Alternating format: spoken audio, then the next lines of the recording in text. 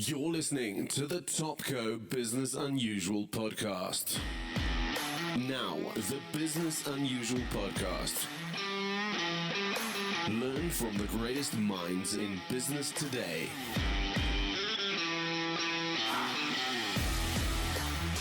Interviews hosted by Ralf Fletcher. Learn how to improve business, get tips from industry leaders, and be motivated by real-life experience. Topco Business Unusual. So welcome everybody to this week's episode of the Business Unusual podcast. Today I'm joined by the CEO of the Takealot Group, Mamongae Matlara. Welcome to the podcast. Thank you, Ralf. I'm happy to be here. Yeah, we're saying you got bright lights behind you. You look like a movie star there with that background. It looks very awesome. Well, I think that is an indication of what the future can hold for e-commerce. So the future is bright. The future is bright indeed.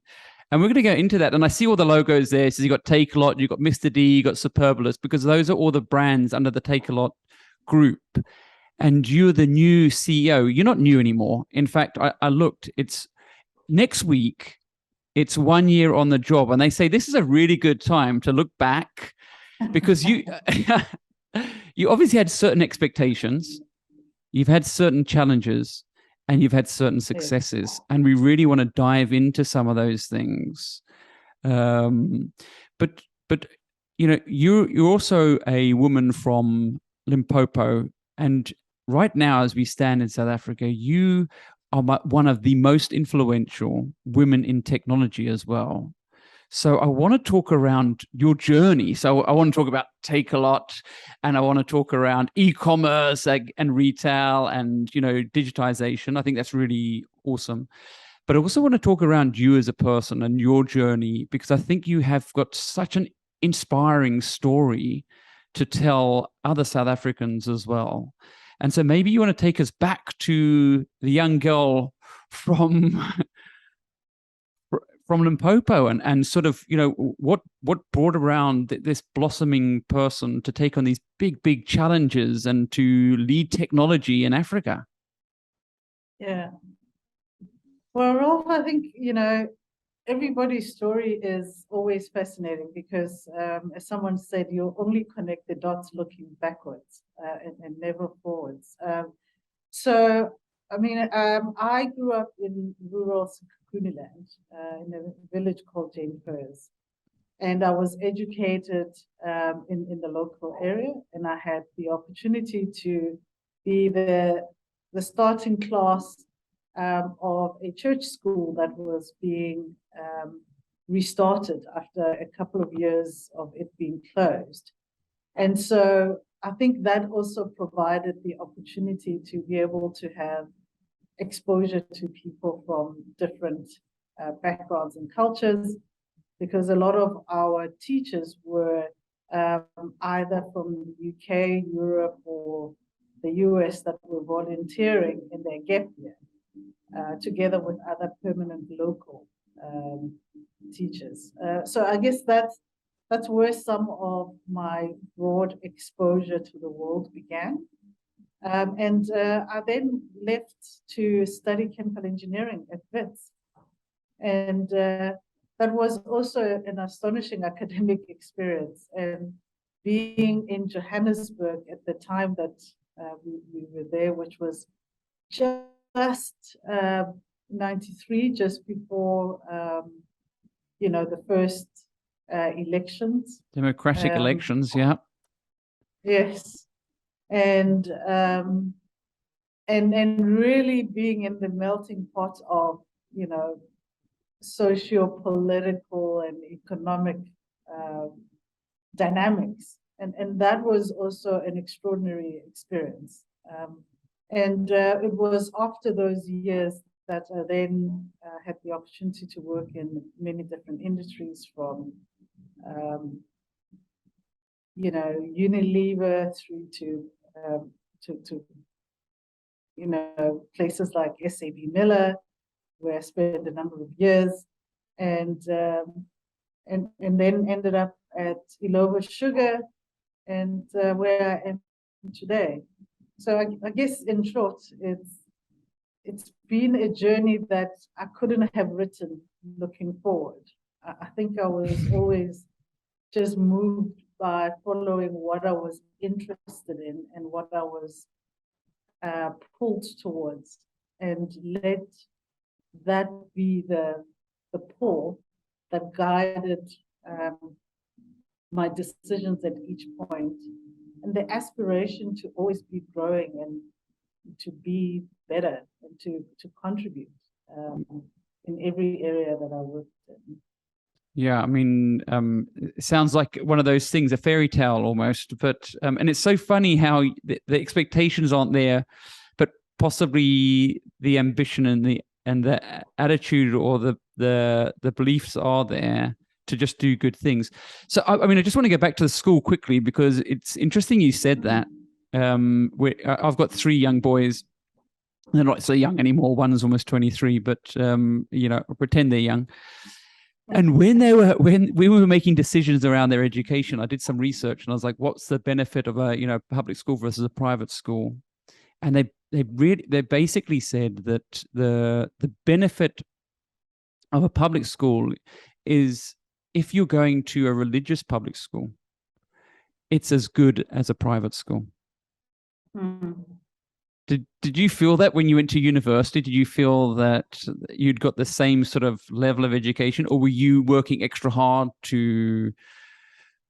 against your peers, or did you have natural sort of gift of education? Or I think natural. Some would say yes. I think everybody has a certain level of base talent, and where though you go from that to the next level depends on application. I think it helped that I didn't believe that I was naturally the smartest, and therefore I did invest in working hard. And there was always the desire to be in the top quartile of the class, because, if you're in a place and you apply, you're spending hours of your life, why wouldn't you want to be the best? Yeah. And I do think that I was fortunate in that the school that I was in, because it wasn't necessarily being run by the government system, it was really more of an independent school before even those schools were defined into categories. Yeah. So it was literally an old rural school that was funded by donors. It was part from church, but a lot of it was donors, and we had to raise money. And so every year was, you're building a new classroom, or some of the years we were in tents before, there was enough money to build a classroom. And that's how the school evolved. By the time we finished, then everybody, had a classroom, which sounds kind of strange, but that was the reality there. And it was because of that context that we were able to get, as I said, were teachers that were volunteers from different parts of the world that would come for a year or two, and they would bring with them their body of knowledge, their access to knowledge bases from the environments that they'd come in. And that was part of what enriched our experience. And so I do feel that we did get more than just what was the standard syllabus. It was always supplemented by reading and access to other different sources. And I think that's what makes a difference, which today, in a world where now a lot of that is available through kind of online schools or online apps, etc. Those are the avenues that can bring the extra for rural schools or schools that do not have necessarily all of the resources of, say, a private school at their disposal. And I mean, studying chemical engineering anyway is a massive achievement. But I mean, you were the first in your family to get a degree as well. And so, how was that influence of education and going further and getting this degree? How much was that a family sort of driven initiative versus your surrounding? Yeah, actually, I wasn't the first in my family to get a degree. My mom and dad, by the time I was going to university, they had gotten degrees themselves, studying part-time as parents and as community members. So in the mix of all of their other social responsibilities, they studied a part-time to get their degree. So my dad has a master's degree and my mom has an honors degree. Congratulations. And so do many of their siblings. Fortunately for our family, it wasn't a first. I mean, I was one of the first women Black women in South Africa to receive a chemical engineering degree. There were only a handful at the time. And I guess the inspiration to do chemical engineering did not come from any, having met anybody or having thought that, this person got this job and they're really senior, therefore if they did engineering, do that. I think for me, what it was, I mean, my career counselor was a book in the library in those days where you could read through different careers and talk to your teachers and be able to understand what some of those options were, because I was very clear that I believed I could do more than what my parents had as options, which is teacher or nurse, and I loved the sciences. I was really good at it and wanted to pursue something more in that scientific field. And engineering became a possibility. And so it really was just about understanding academically what it meant and the fact that it's a degree that is a great platform towards any future career you may want to have. And so that's what I loved about it, is that it opens the gateway. It doesn't channel you into a narrow pathway. And that's why I was excited about it. For sure. So it's funny. I mean, if you look at your career and you look at the degree, you struggle to link it, right? I mean, people are going, she studied chemical engineering, but she worked at SAP, Coca-Cola, Lovo, and now, Takealot. Where's the link?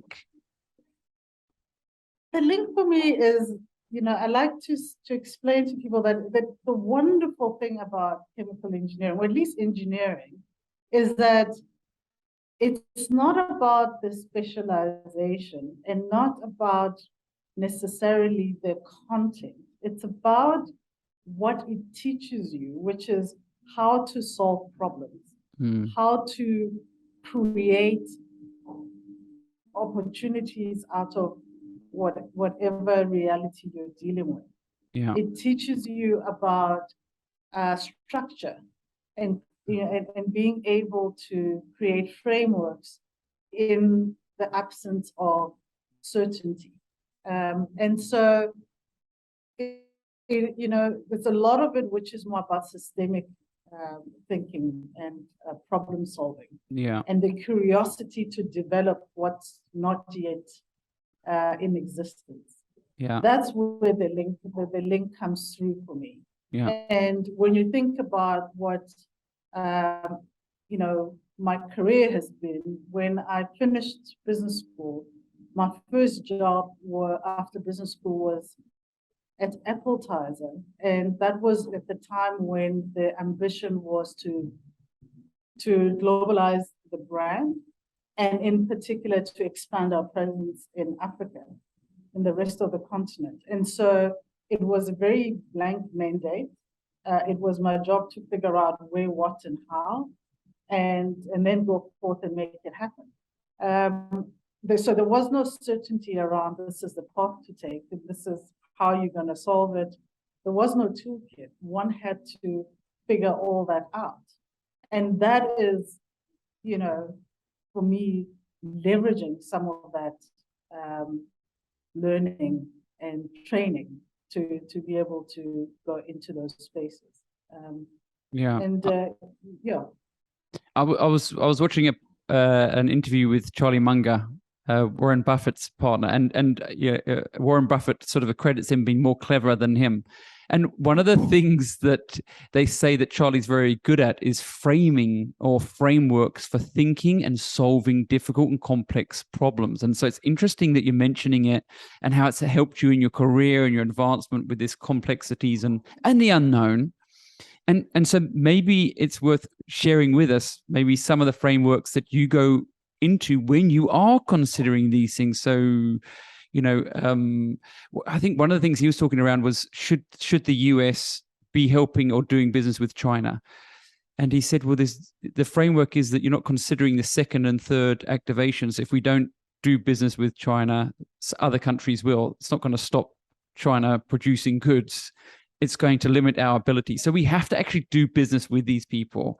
So I was wondering, what sort of frameworks do you work with when you are faced with some of these challenges of the unknown? Because in your career, you've had unknowns. In the businesses you work with, you've got unknowns. Yeah. There'll be different frameworks based on any kind of problem that you're looking at. But fundamentally, I always start off by trying to understand in a very simple way, what is the problem you're trying to solve? Because I think simplifying and being able to articulate in a single sentence, what am I trying to solve here?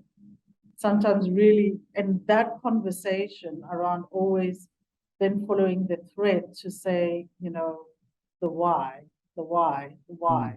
and until you get to the bottom of what is really the problem. Because I do find that once you're clear what you're trying to solve for, it does make a mountain of difference in terms of where to focus.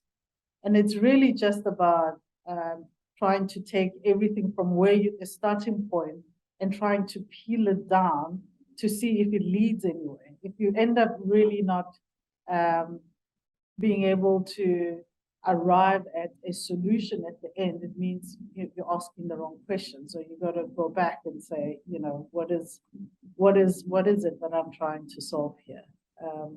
Simplicity for me is the biggest framework. If we can't simplify the problem, you will create complexity and opaqueness in how you go about things. And the one that I learned years ago was around when you working on solutions, always be able to say, okay, what will you do on Monday morning? Which speaks to, is there enough clarity and simplicity of action that you can actually say, on Monday morning, this is what I'm going to do. If you still are talking hyperboles, then you have not arrived at a solution. So I think those are some of the tricks, and being able to say, if I understand the problem, what are all the possible solutions? And if I then take each possible solution and say, what would need to be true for that to be the answer? And then you just work from there. And then you prove or disprove your theory, and then you can discard it and then move to the next possible outcome. And I mean, taking other people's, stakeholders into that journey, is that a difficult thing, do you think, to try and align what they see as true and what you see as true and maybe a common goal? Is that generally a difficult thing, do you find?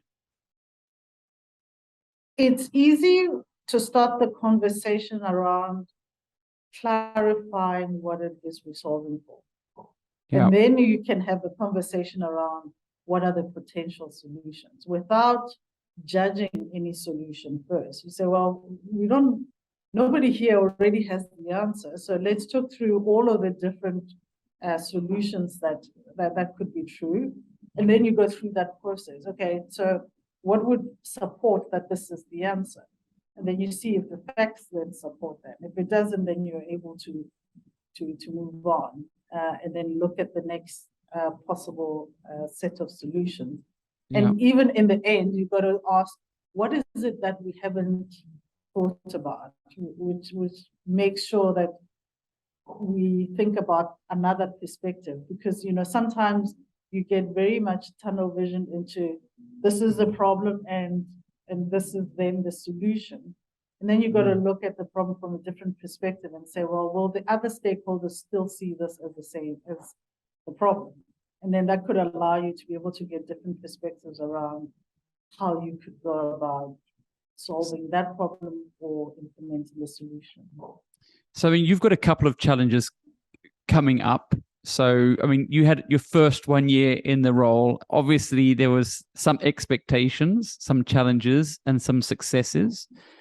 I mean, what would you say your sort of top 3 expectations were, and challenges and successes? What would you say that they were in the last sort of year? I think in terms of expectations, I think one of the things that I've learned over the years is that whatever your expectations are, they are never accurate, because you're going into an unknown environment, right? And so you always need to expect the unexpected. So for me, my expectation was a fast-moving, very young, dynamic environment. Yeah. And I found that to be true. Yeah. How was the tech? How was the tech though? Because I'd imagine that would be a little bit daunting, working with these techies, and like, how am I going to understand them? Was that somewhat an expectation, and how did that play out? Yeah, I think if you've also worked with engineers in normal manufacturing environment, and for some people working with marketing people is that similar challenge, because you're speaking a different language, and working with creative finance, they speak a very different language. And so I think it's always everybody always speaks a different language. So I expected that there will be a language, or you expected acronyms, and then you're always amazed at how every industry and every business within that will have a whole host of acronyms or shorthands that they use all the time, and you're constantly trying to figure out, what do you mean? What did you just say in that sentence? Let's speak English here. So I think it's about not being afraid to be the one that doesn't know and ask the stupid questions, as it were, because I think that's a one way to operate. And do you think your time at SAP is trying to... and do you think your time at SAP in Mozambique helped that a little bit, where you went into a different almost culture in many ways? Yeah, I worked in Mozambique and in Tanzania, both of them that were very different cultures. In Tanzania, I had to learn Swahili to be able to be an effective marketeer there. And similarly, in Mozambique, I started to learn Portuguese. It was so much harder, but it's a different culture, it's a different environment. And when you're doing consumer work, you always have to be thinking around the context of that culture and that environment, and not try and extrapolate too much from other markets and those environments. So you take out what are human truths, but make sure that you spend time trying to understand the current reality. And yes, I think that experience and that repeat exposure to that lessons to start by trying to understand rather than to be understood is how to best approach these new environments. For sure. Because I think my question was going to be, how was the first 100 days of your role? Because they say that's any good CEO, that they get rated on their first 100 days. But quite often what we've seen, successful CEOs don't do a lot in their first 100 days. They try and learn as much as possible. Absolutely. And I think the first 100 days forces a false sense of pressure to come up with answers when you don't even know what the questions are. I think for me, it is about spending the time to understand and to learn, because there's a lot you don't know. And I can tell you that some of the thoughts around things we should be doing in the first 3 months, by the time is month 6, I'm like, I'm so glad I didn't push that, because that is such a disaster.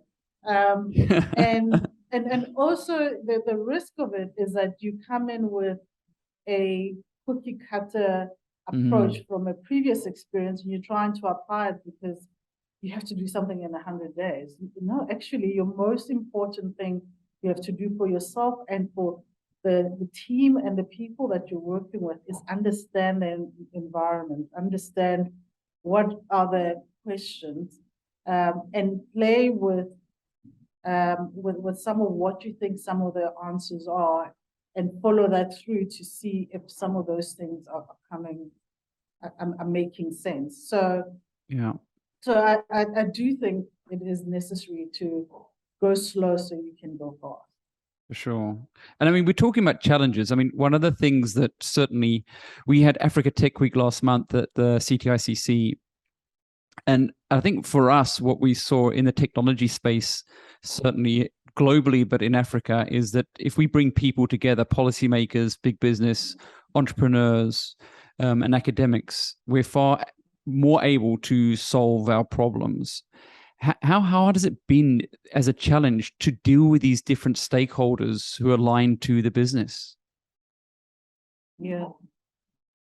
I think it's a lot easier to deal with some stakeholders than other. I think the stakeholders that we deal with in the business are related to some of our business partners.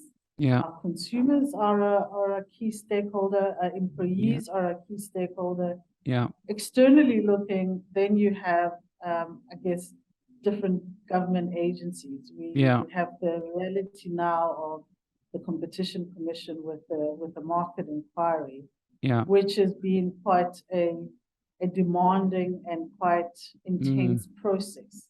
And one that we have to invest in constructive engagement in, because of the consequences, not just for our primary business, but for the development of digital economy going forward. And so those are challenging, because when you're a business, you see things from a particular angle, and regulators will see things from a particular angle.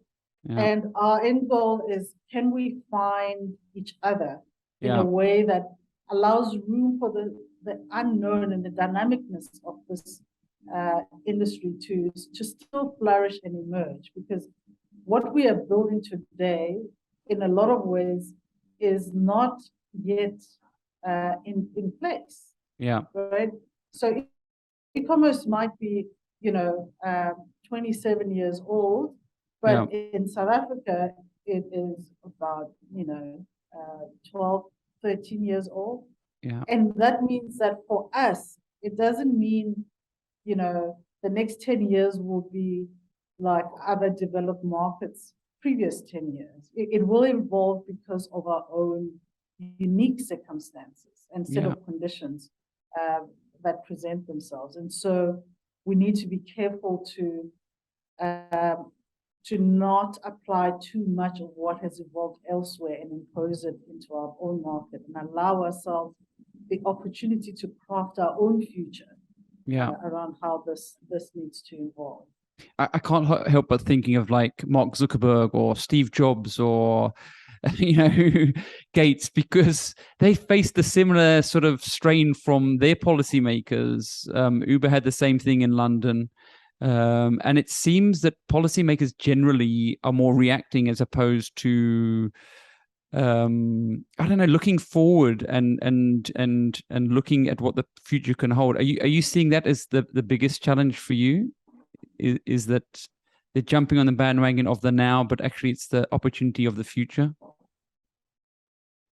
I think the challenge that we are faced with is that we're in an economy that is lacking in organic growth, and where our regulators and our government have the pressure to be thinking about how do we create environments where the growth is going to be inclusive, where it can generate more jobs, and trying to preempt whether if you leave the industries alone, will those socioeconomic needs be automatically addressed, or do we need to intervene, and how do we intervene to create this environment? And the challenge with the digital economy is, in as much as it's 20 odd years old in the world, it is a very dynamic beast.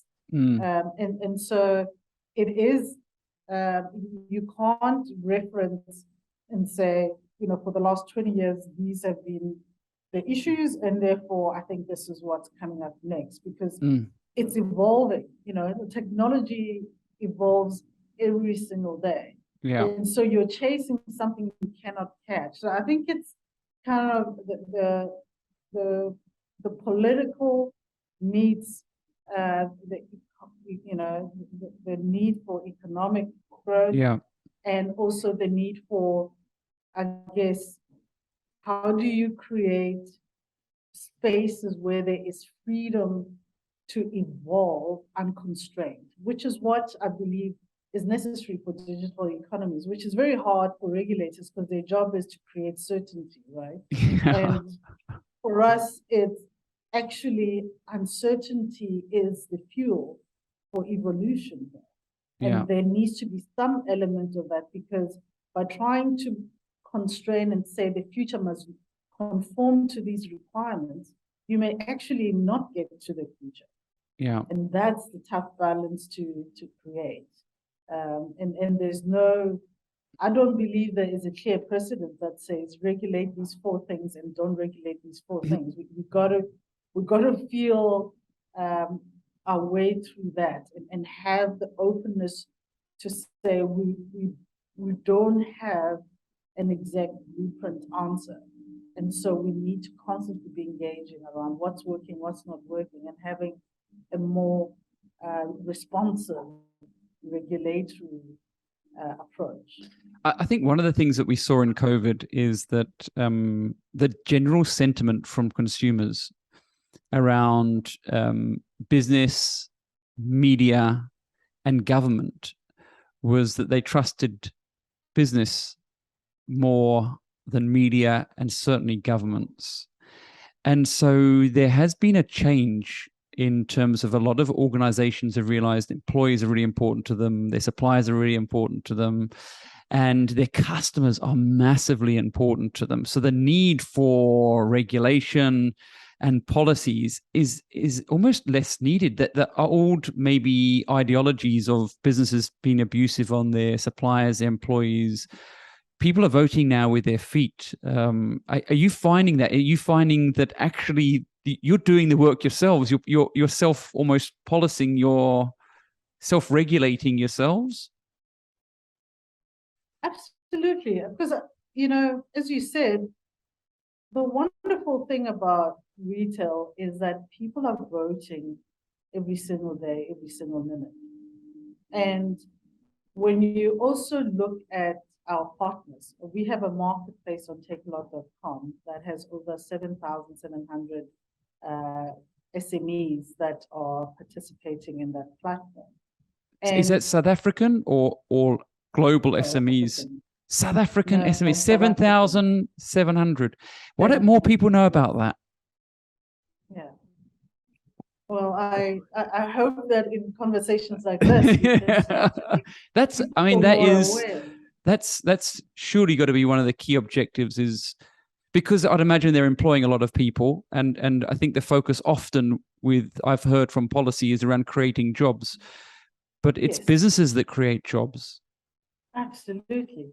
And I think when you look at our ecosystem, we commissioned a study a few months ago, and it came back with an indication that in our ecosystem, when you take employees, our sellers, our restaurant partners, and our driver network is that ecosystem currently generates 33,000 livelihoods.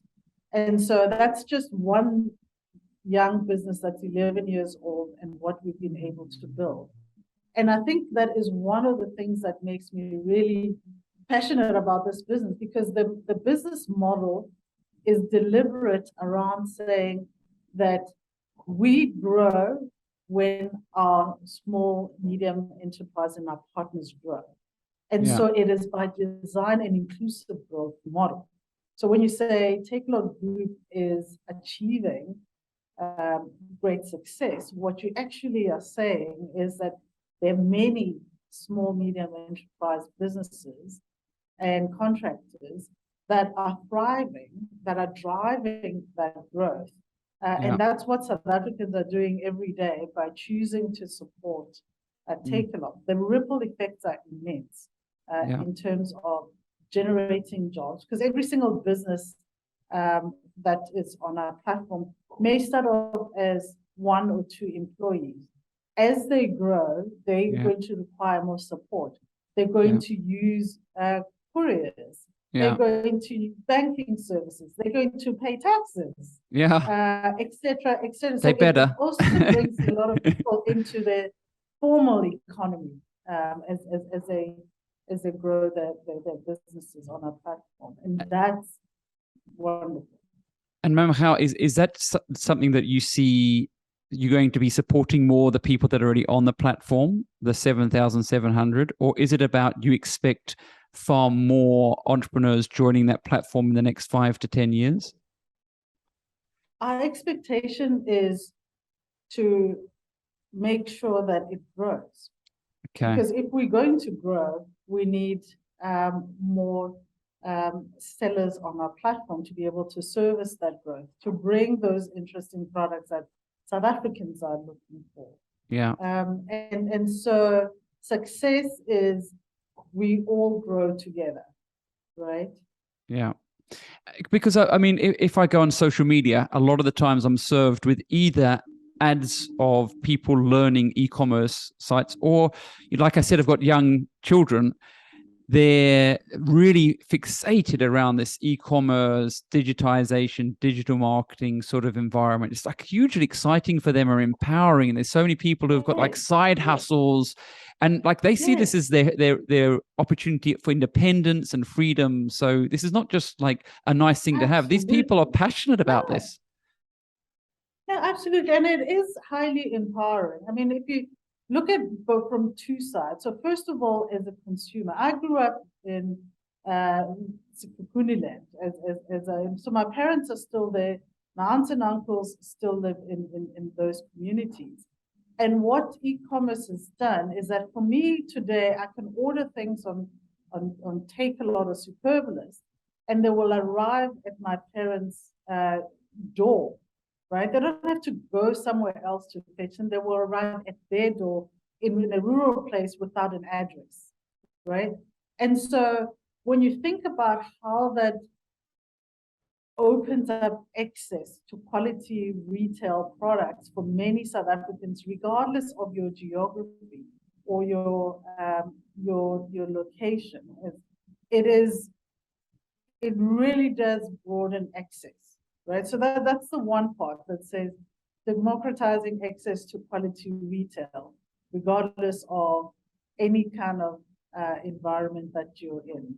The second part is when you think about the sellers, there are many where they are starting out. So there are those that are kickstarting their business. They are making certain products that they would like to take to market.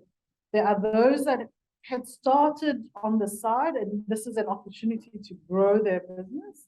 And then as they all grow, they start building scale on the platform. And so what that means is that you can be a business sitting in Sekhukhune land, you're making certain products that you sell on the platform without having to physically leave your location. Or you're living in the township and you have certain products that you have access to that you either developed or you bought, or there are community members that are making those products, and you're able to sell on Takealot. And that is empowering, because it means those individuals can actually start or grow their business and have instant access to a marketplace over 4 million customers from day one, with very low startup costs, very little friction, and it is incredibly easy to do. You can be in business within weeks and not months and years. And you don't need to be raising capital to build a store, all of those difficult things. So it is immensely empowering for a lot of our communities to have an opportunity to build a business and to create a livelihood for themselves and their family. So it is undoubtedly the most powerful model to be able to transform the economy of this country, in my belief. For sure. And I can't help but think of that word, access to markets and access to finance. You don't need access to finance if you've got that market, if you've got the scale. And so they're almost cheating in a way. They're jumping on the back of Takealot. And I think that's what many organizations need. They need that scale and access to markets. And so by being on your platform, it sort of it advances their opportunities. It's synergistic, right? Because if they are coming on the platform, they are bringing potentially a proposition that is not on the market, or not already on the platform, or will bring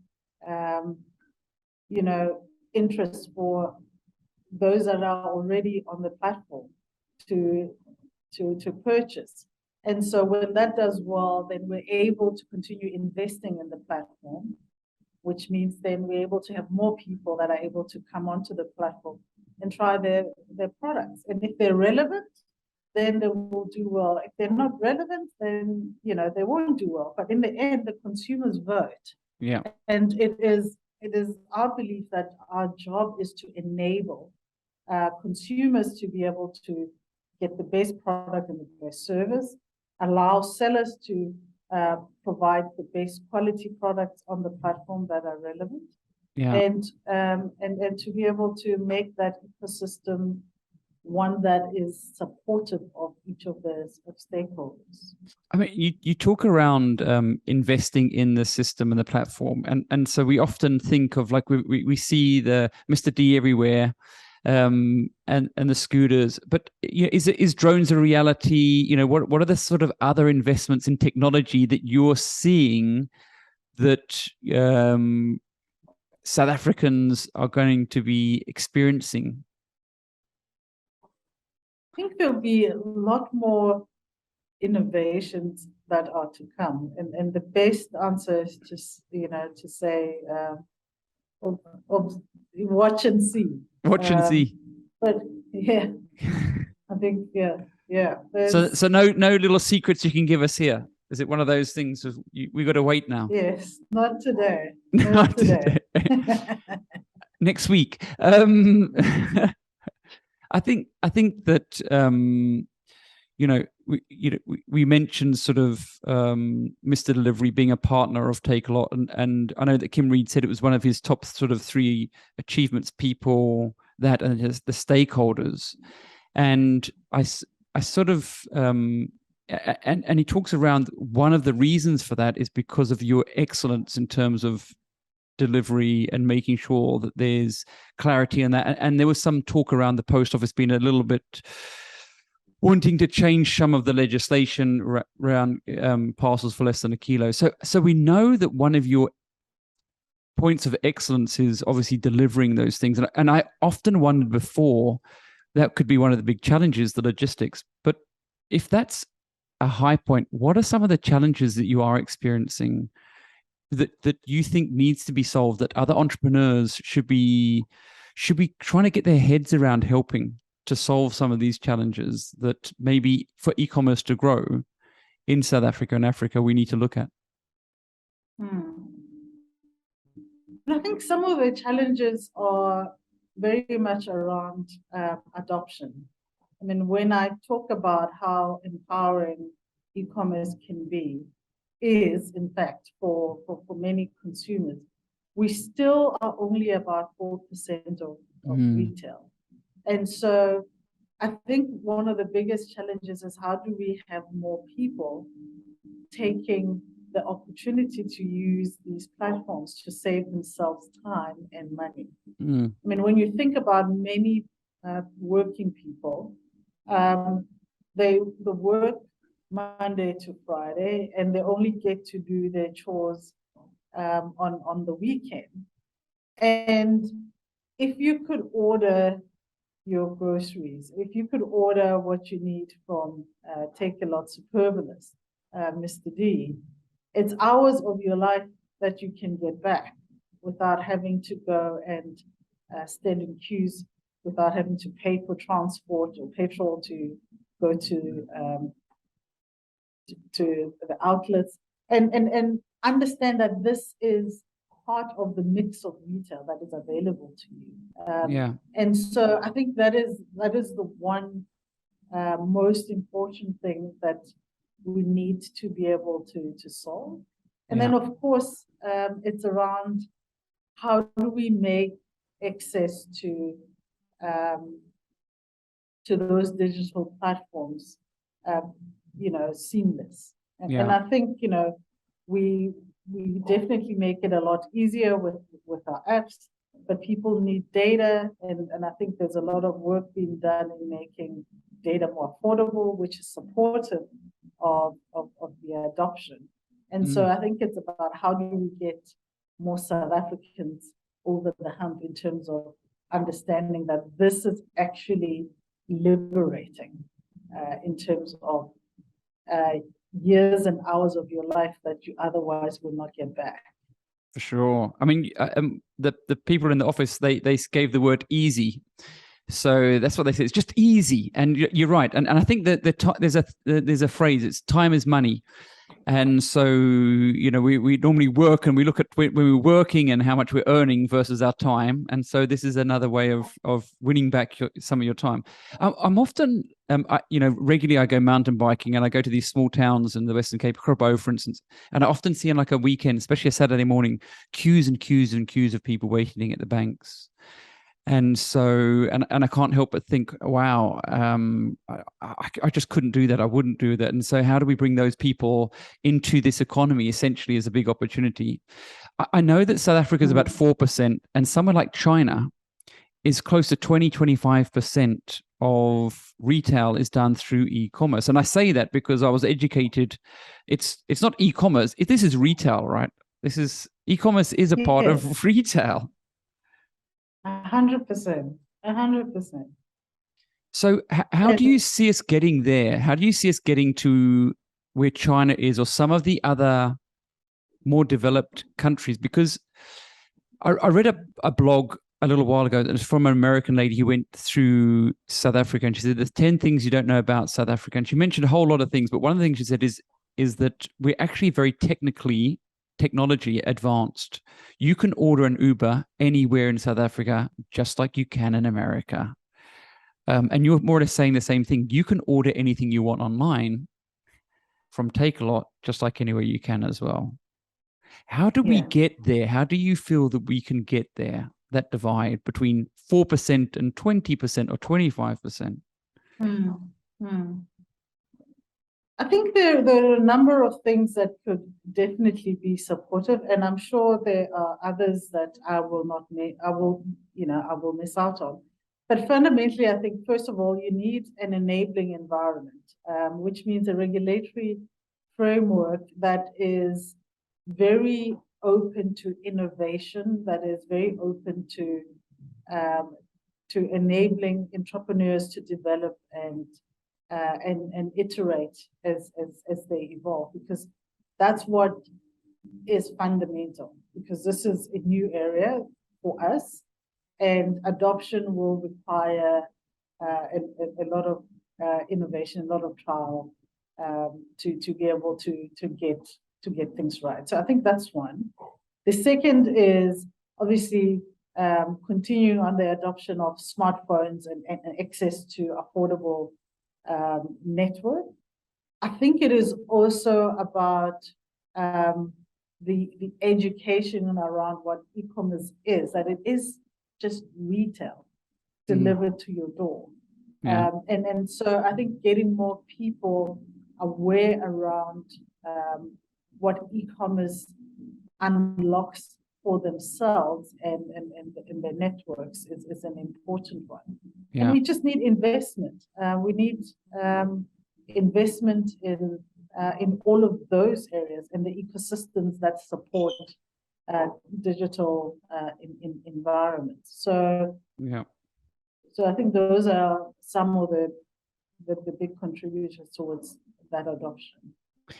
And so, I mean, I just want to talk quickly. I mean, we started off the conversation with really how much impact you're having in the industry as a woman executive, a Black woman executive, you know, being one of, if not the most influential people in certainly e-commerce. How do we get more women involved in e-commerce? How do we get more women involved in technology? Because you're seeing it, right?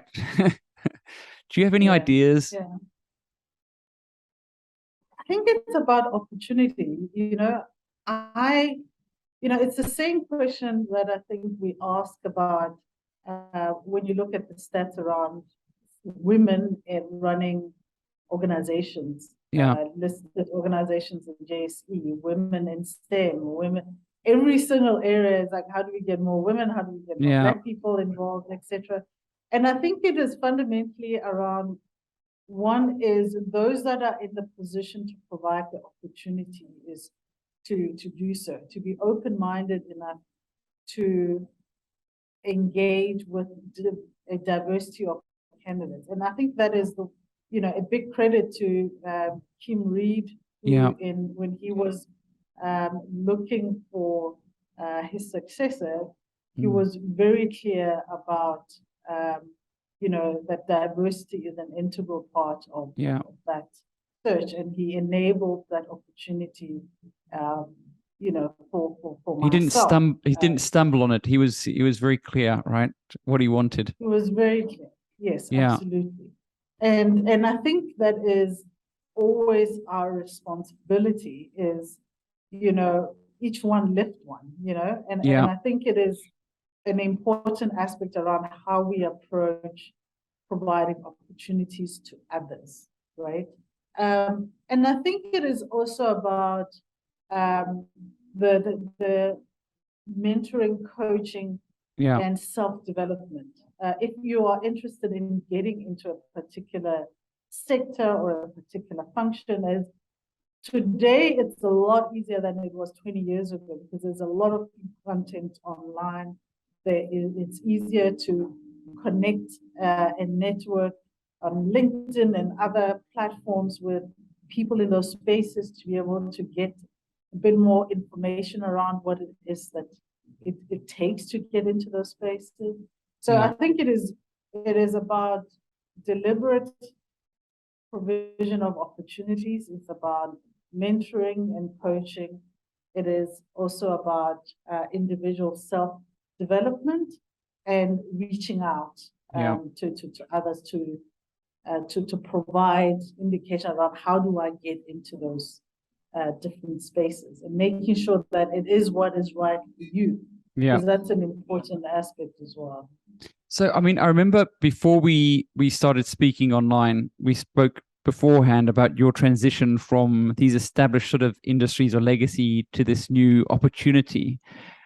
And is it I think there's a lot of excitement, and you mentioned that young people, exciting, fast-paced, e-commerce and technology, and there's a lot of people either who want to be in it from a startup stroke entrepreneur perspective, but there's also a lot of people, executives and people in their careers who want to get into it. Maybe, and you made that transition. So you've done the hardest thing, right? You really put yourself out there.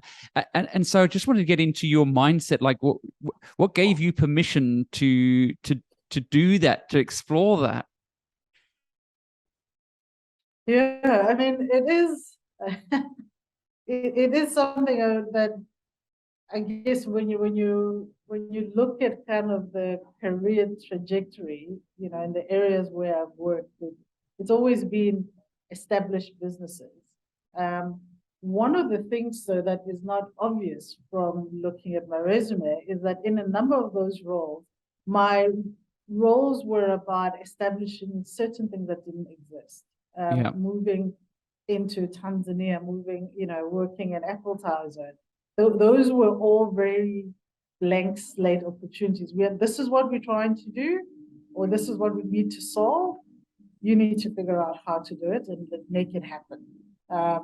So I think having had those experiences of going into the deep end and having no clue where to start did provide that experience base to know that these things don't kill you, they only make you better. And I think what interested me here is that it is retail, it is about consumers, and it is about stakeholders. And those are capabilities and experiences that one does learn regardless of the size of the organization that you're in. And there are some things that I have to unlearn, right? And some of that unlearning is, the conservativeness of big corporates, where you have to prove and prove and prove and improve, and by the time you're ready to do something, you're already tired. Whereas here, it's about the concept of MVP and then move and continuously iterate. So it's always going to be about certain transferable, experiences and capabilities. Some that you need to leave behind, and the new ones that you need to learn. And what gave me permission was, I guess, the desire and the interest to say, what I love about this is those two aspects I talked about, which is about unlocking access to products, quality retail to people in rural, urban, and urban areas. It doesn't matter what your geography, you're able to access those services. And secondly, the empowering nature of the platform with our restaurant partners as well as our sellers on the Takealot.com restaurant partners on Mr. D is how it empowers SMEs to be able to grow on our platform and be part of our growth story, which for me is what I would call economic transformation. By design, it is literally the model for how do you transform the economy. It's done naturally. To grow. Organically, as you say earlier. Yes. And would that frame part of your top 3 successes, do you think, for this year, or would there be other things that would fall into those 3 successes that do you think within the year you've sort of seen for yourself? I think the successes for me is one is having invested the time to understand this business, and also appreciating that it doesn't stop. There is never a point of I get it, we have arrived. It's always got to be evolving. And my biggest success is embracing the need to move quickly, this MVP concept.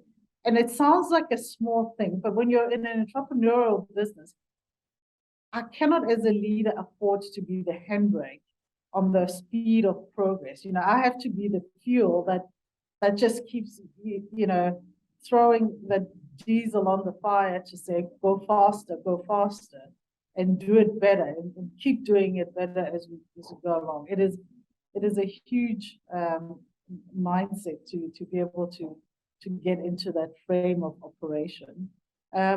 And I think it's also embracing and engaging with all of the stakeholders in a constructive and in a way that challenges us to say, how do we move things forward? So I think, the artifacts for me is, we win in teams here. And so but the successes are about where the collective is delivering. And I think the team is doing a great job in dealing with all of the complexities and the challenges that are always coming out at us, and still be putting consumers first. That for me is the consumers first. I mean, you did a press release a little while ago that the elephant in the room is probably that Amazon is coming to South Africa, and in many ways you said, well, it's a compliment. And I think in many ways your figures have shown that as well, in terms of you've entered profitability for the first time in 10 years. You're really taking on you've doubled almost the size of the market. I mean, you've done a huge amount of work to open up this market. And I think, like you said, it's a huge privilege to have someone or an honor for you to show that an organization like Amazon's looking at this market. From our perspective, I look at it as does this mean greater access, greater improvements, innovation? Is this where the industry can grow, where there is competition now like this? Or what do you see the future for the consumer now that you have I suppose some competition entering the market? I think one of the things we must remember is that Takealot has always had competition. Our competitions are bricks and mortar. We've got retail in this country is over R1 trillion industry, right? And so every single day, whatever I am selling, you can get elsewhere. Yeah. So this is not new competition. It's just another competitor joining the e-commerce platform. And I guess how that future transpires really depends on what their approach becomes. And I don't have preview in terms of how they intend to play, but they have the opportunity to play a positive role in expanding the adoption of e-commerce in this country. And so if there is that investment approach, if there is that enabling mindset, and if from the outcomes of the Competition Commission that we are allowed as a business to continue to compete and to contribute towards the transformation of the South African economy, is that all of these things could work together to help build a much bigger e-commerce industry. I think I'm almost intrigued by the response of Amazon, and I suppose why is because I know that you did an MBA with Harvard, and it's a very distinguished university, and I'd love to go into that. But I think for me, I was also very much always looking outside for success, and I was always looking at what America was doing, and I was always looking what Europe was doing. And for many years now, for over 20 years, we've been looking at what South African companies have been doing.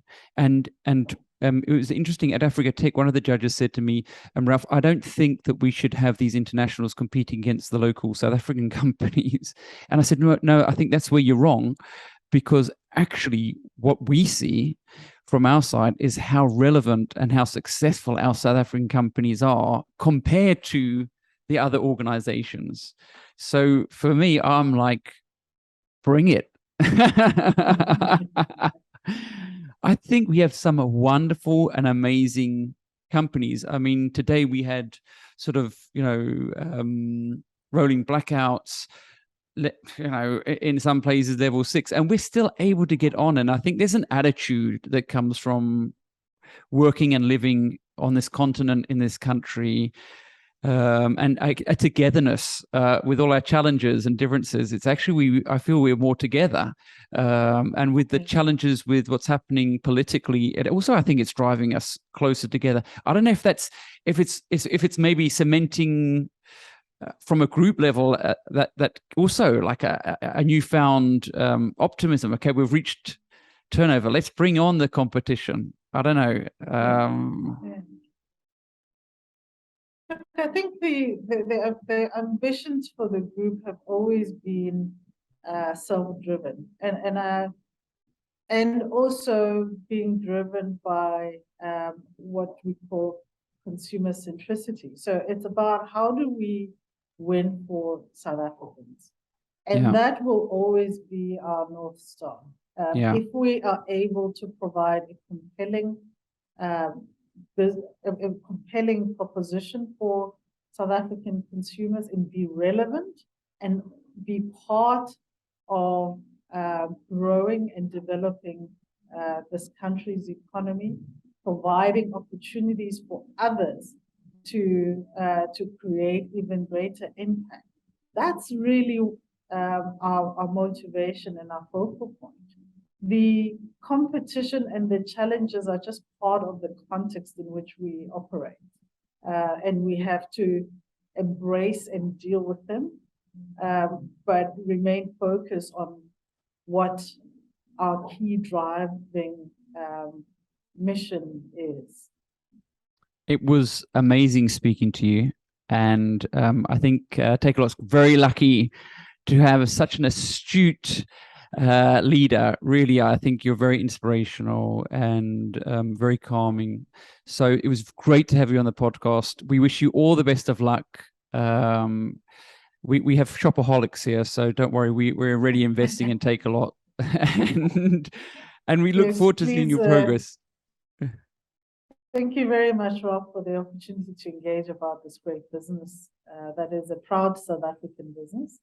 And I encourage all of you, if you're looking for the best fashion, if you're looking for your next cell phone, if you just want to have dinner tonight without having to slave, we've got you covered. So there's nothing wrong with a good pun. I think sales is important in this country, and we don't do enough of it. We're not selling ourselves enough, to be honest. And I think you're a great company, and congratulations to you, really. So thank you so much for spending the time with us.